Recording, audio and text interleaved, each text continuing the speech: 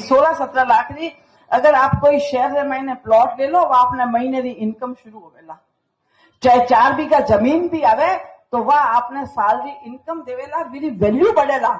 जबकि 10 तोला सोना घड़ो वो आपने घर में 5 तोले ही जावे। अपनी जमीन बिक रही है, अपनी और धरोहर बिक रही है और सुनारा हवेलियां खड़ी हो रही है, हमारी प्रॉपर्टियां बन रही है। तो आपने कहीं समझ में को नहीं आ रही हो कहीं कि आप कहीं कहीं गया ये बात ने बहुत समझना है। पहली पूर्वजों सुनियो नहीं कि घर में अपने पूरे परिवार में एक तिमणियों एक आड़ होती हुए सारे ही जना पढ़ नहीं जाता। और ये शेरवानी आपा बडेरा नहीं पहरा करता कि भारे पर्दा दो सारी शेरवानी है, आज पोतो पड़पोतो पढ़नी जुड़े भाई शेरवानी पहर। तो आज ए होडा होड आपन जी का घोड़ा फुटवालिया ए गलत बात है।